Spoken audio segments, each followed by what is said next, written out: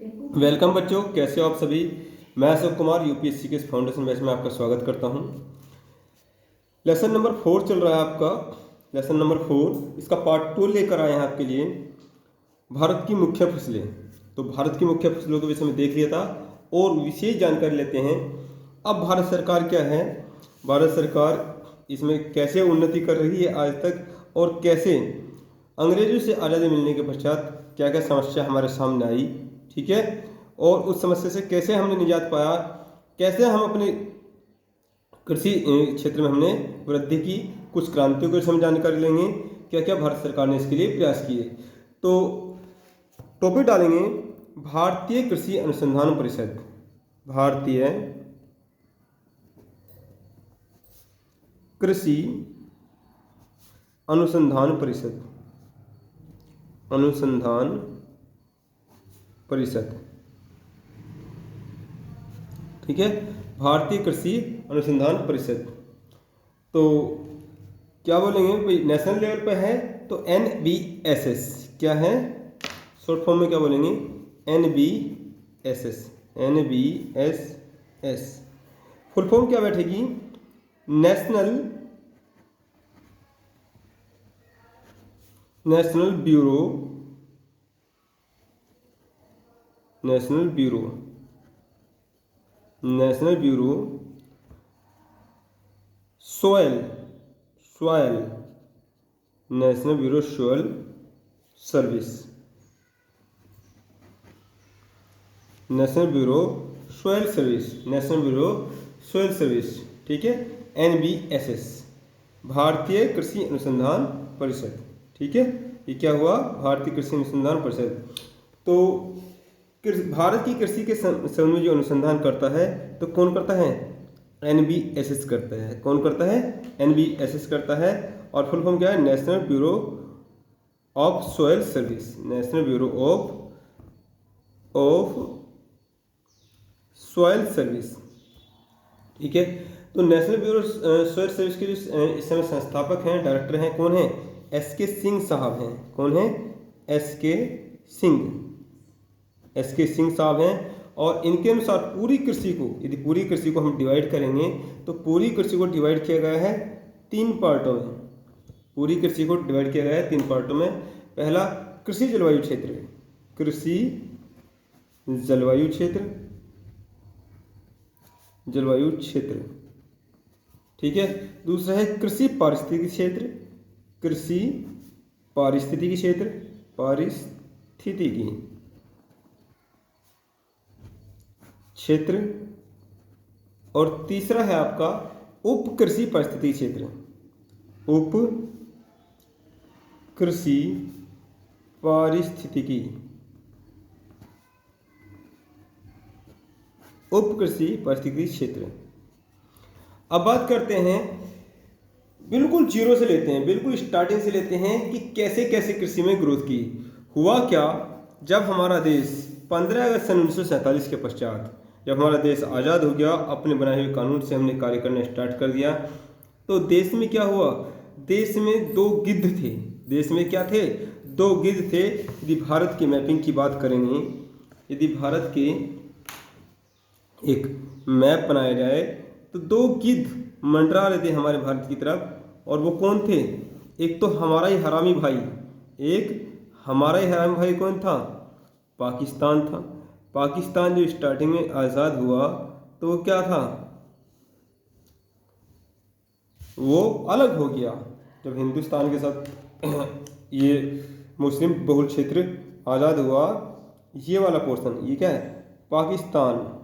तो पाकिस्तान स्टार्टिंग में जो आज़ाद हुआ था वो आज एक पोर्शन उसका ये भी था, तो इसको बोलते थे क्या, ये पश्चिमी पाकिस्तान है, और ये क्या है, ये पूर्वी पाकिस्तान था, जो आजकल बांग्लादेश के नाम से जाना जाता है, ठीक है।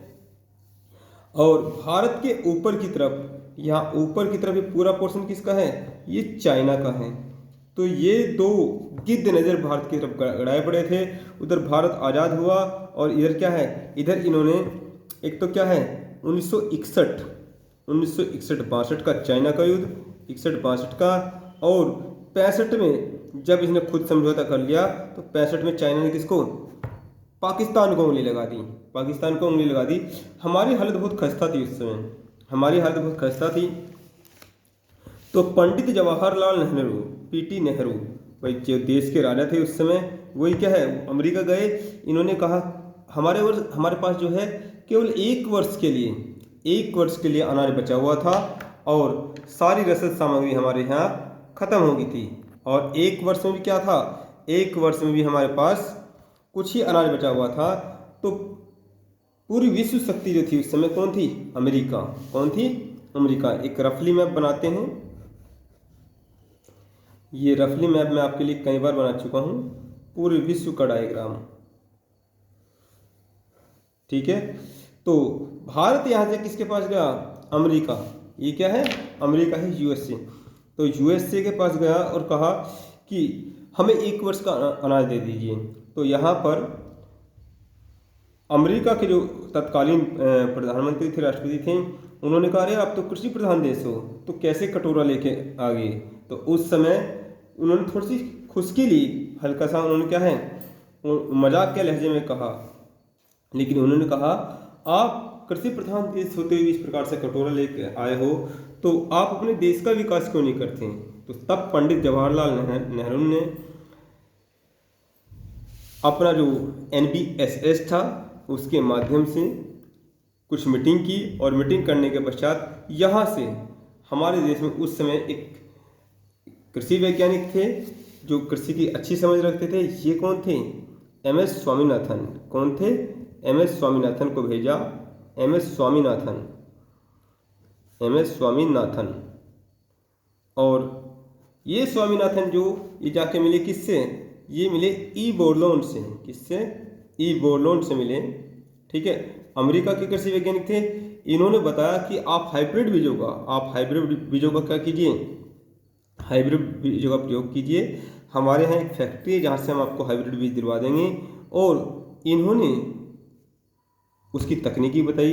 भारत का किसान क्या करता है, भारत का किसान, अभी आपने लवणीय मृदा को पढ़ा, अभी आपने लवणीय मृदा को पढ़ा। भारत का किसान सपोज करो 12 चल रही है, तो सीधा शाम को नाका काट दिया और पूरी लबालब खेत को भर दिया, जो कि खेत में उतने पानी की आवश्यकता नहीं है।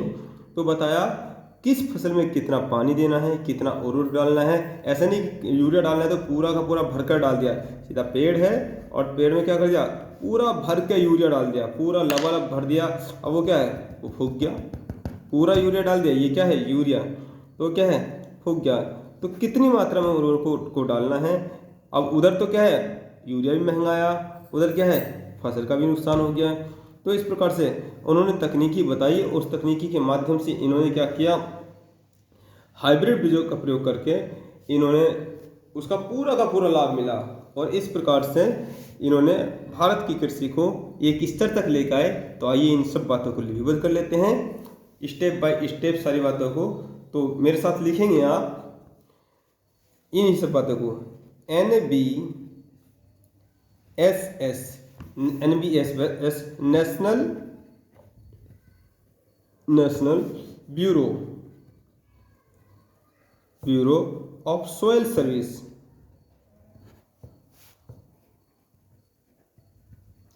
National bureau of soil service, national bureau of soil service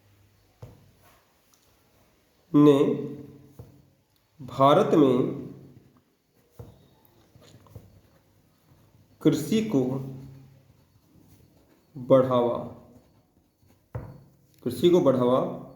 देने के उद्देश्य से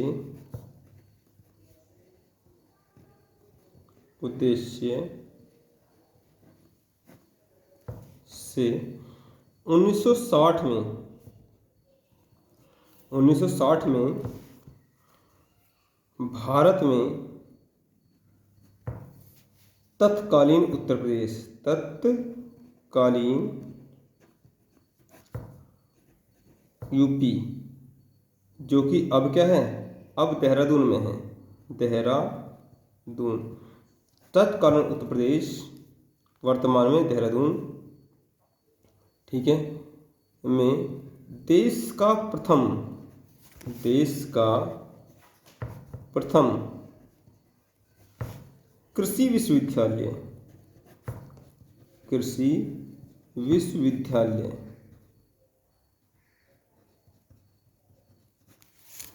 प्रारंभ किया।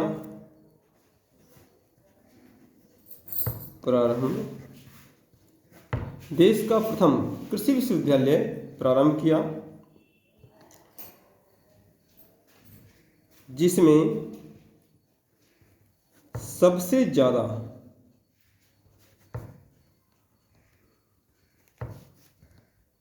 कृषि वैज्ञानिक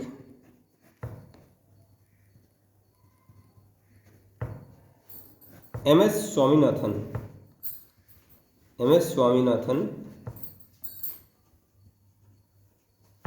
का योगदान रहा।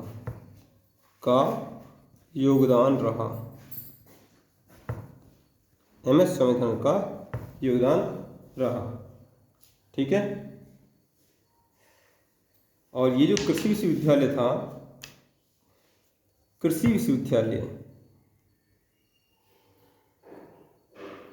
विश्वविद्यालय यानी कि इसका नाम था, योगदान रहा, देखें कृषि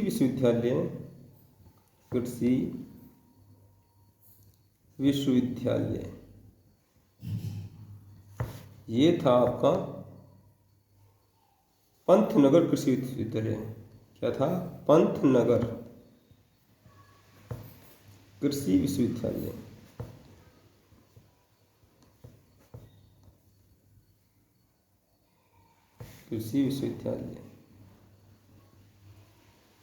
लोकेशन कहाँ थी? लोकेशन है देहरादून। ठीक है, वर्तमान में उत्तराखंड में पड़ता है और तत्कालीन क्या था? उत्तर प्रदेश में था। अब यदि यहाँ पर हम बात करेंगे स्वामीनाथन जी की बुक, तो पुस्तक लिख लेंगे, यहाँ से भी क्वेश्चन आता है। इन सब बातों का जिक्र कहाँ किया हुआ है? स्वामीनाथन जी की बुक है फ्री वर्ल्ड फ्रॉम हंगर। ठीक है, तो कृषि से संबंधित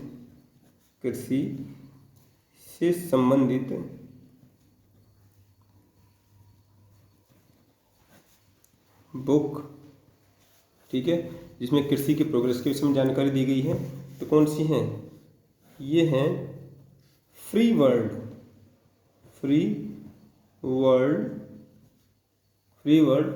from hunger by MS Swaminathan.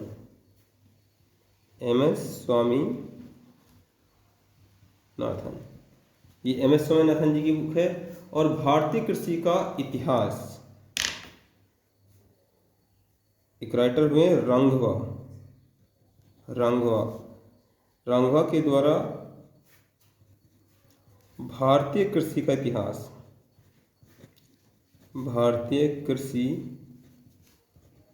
इतिहास ये बुक लिखी गई है, भारतीय कृषि का इतिहास। अब यदि कृषि क्रांतियों के विषय में बात करें, जब कृषि विश्वविद्यालय NBSS के द्वारा स्टार्ट कर दिया गया और उसके बाद नए विद्यार्थी आए, उन्होंने नए प्रयोग किए, भारतीय कृषि को ऊपर तक ले गए। अब जब अमेरिका ने कहा कि आप कृषि को बढ़ावा क्यों देते, तो यहाँ के कृषि के वैज्ञानिक कौन? एमएस स्वामीनाथन जी को कहाँ भेजेगा? अमेरिका भेजेगा, क्योंकि पंडित जी तो कृषि की इतनी समझ रखते नहीं थे।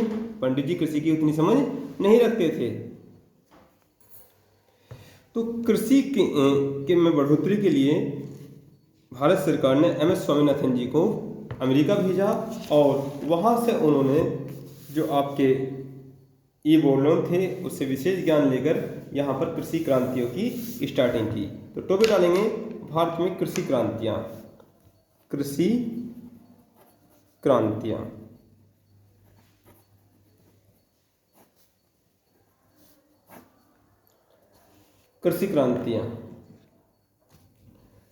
तो भारत सरकार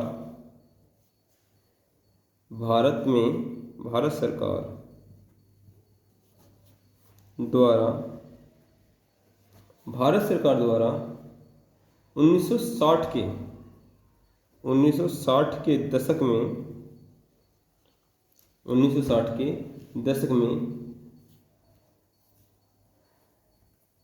चीन व पाकिस्तान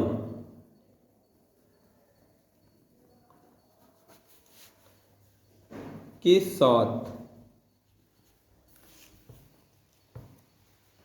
युद्ध के कारण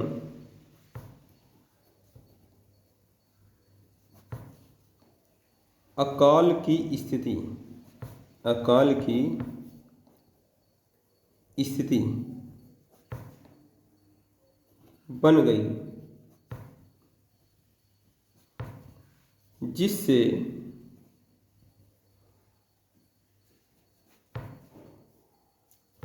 खाद्यान्न संकट उभर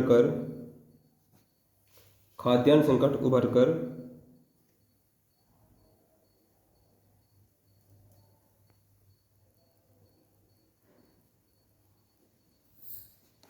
सामने आया,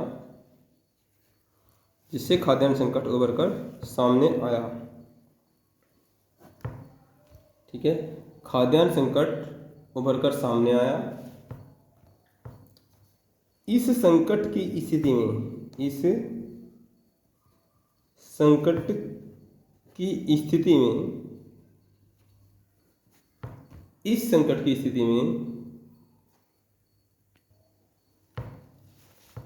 तत्कालीन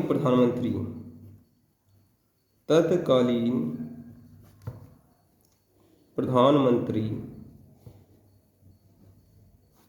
लाल बहादुर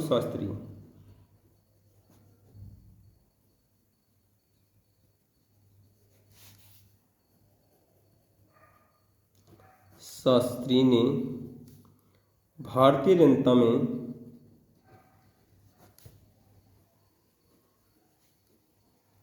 जोश भरने के लिए के उद्देश्य से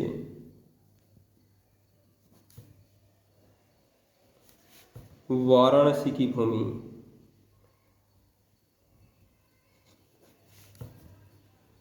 भूमि से जय जवान जय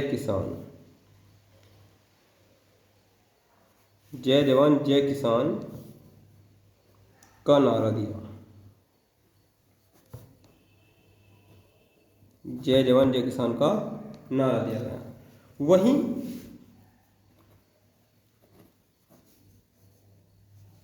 एम एस स्वामीनाथन को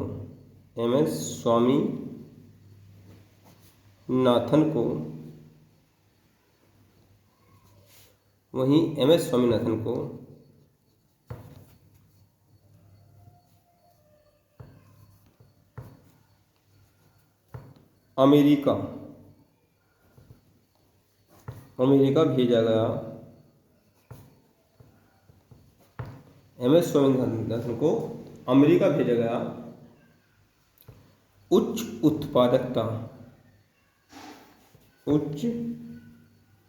उत्पादकता वाले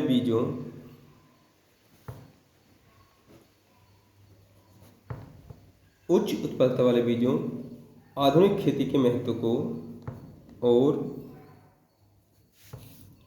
आधुनिक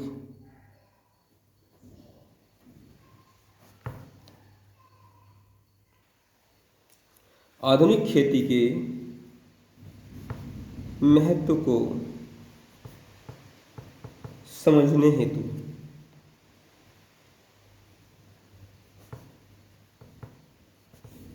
ठीक है, वहाँ पर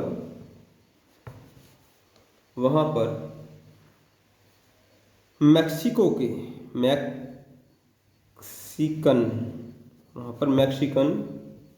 कृषि वैज्ञानिक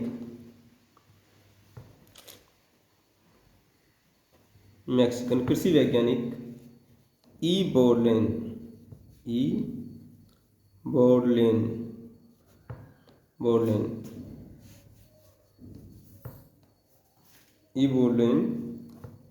जो कि ये बोलन केस में लिखेंगे, जो कि आयोवा प्रांत पड़ता है, जो कि 1914 ईस्वी में यूएसए के आयोवा प्रांत में जन्मे।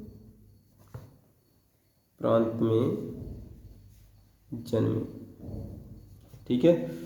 जो इसका ग्राउंड प्लेस था वो मैक्सिको था, जहाँ ये वर्किंग प्लेस था इसका, और इसका जो जन्म हुआ वो कहाँ हुआ, वो यूएसए में हुआ। ठीक है, वो यूएसए में हुआ।